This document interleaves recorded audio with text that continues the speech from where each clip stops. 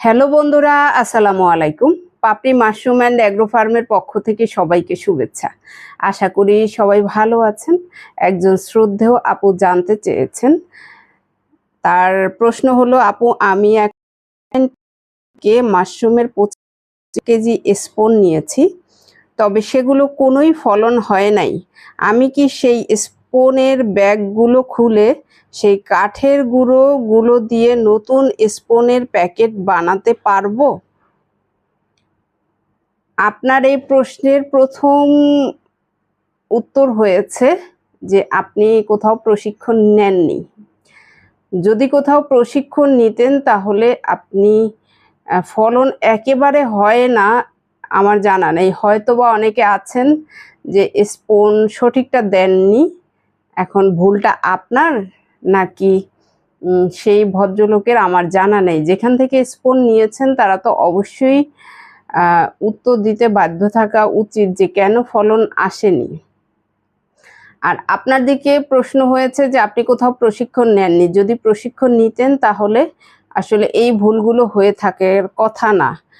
প্রথমত হয়েছে যে আপনার ফলন আসেনি, কেন আসেনি সেটা আপনার ভুল নাকি তাদের ভুল সেটা বোঝা মুশকিল। দ্বিতীয়ত হয়েছে যে গুলো বানাচ্ছেন, আসলে স্পোন তো স্পোনই, স্পোন বানান না। আপনি চান এক্ষেত্রে আপনাকে আলাদা প্রশিক্ষণ নিতে হবে। চাষ পদ্ধতি ভিন্ন, স্পোন বানানোটাও পুরোপুরি ভিন্ন। মাদার দিতে হয় স্পোনে, স্পোন থেকে স্পোন কখনো বানানো যায় না। আপনি যেই কাজটাই করবেন যদি সেটা না শিখে করেন, আপনার টাকা নষ্ট, আপনার সময় নষ্ট। মাঝখানে মনে হবে যে আসলে মাস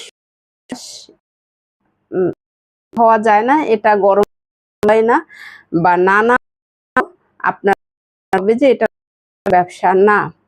শুধুমাত্র মাশরুম না, আপনি যে কাজটাই করুন ভালো করে শিখে জেনে তারপরে শুরু করুন। তারপরও নানান জটিলতা থেকে যায়, কারণ কোনো কাজই এত সহজ না যে আপনি আপনার মতো করে করবেন। আপনি নিশ্চয়ই বুঝতে পেরেছেন যে স্পোন থেকে স্পোন বানানো যায় না। স্পোন বানাতে হলে সেটা সম্পূর্ণ ভিন্ন প্রক্রিয়া।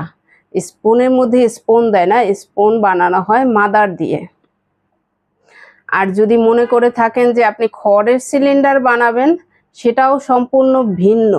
এখন আপনার স্পোনে ট্রাবল না কোথায় ট্রাবল সেটা তো আসলে আমার জানা নেই। প্রথমত আপনি যেখান থেকে কিনেছেন তাদেরকে আপনার জানানো উচিত যে কেন ফলনটা আসেনি, ভুলটা কার, সমস্যাটা কোথায়। কিন্তু আমার কাছে যেইটুকুন মনে হয়েছে যে আপনি আদৌ সঠিকভাবে চাষ করতে পারছেন কিনা। একটাতেও ফলন আসবে না এটা কি হওয়ার কথা? এখন যেই ভদ্রলোকের কাছ থেকে কিনেছেন তাকেই মনে হয় প্রশ্নটা করাটা খুব উত্তম। তবে আমার কাছে আপনি যে প্রশ্নটা করেছেন, ফলন আসেনি, এখন এটা ভেঙে আবার স্পোন বানানো যাবে কিনা, এটা একদম কোনো পদ্ধতির মধ্যেই পড়লো না এবং বোঝা গেল যে আপনি টোটালি কিচ্ছু জানেন না।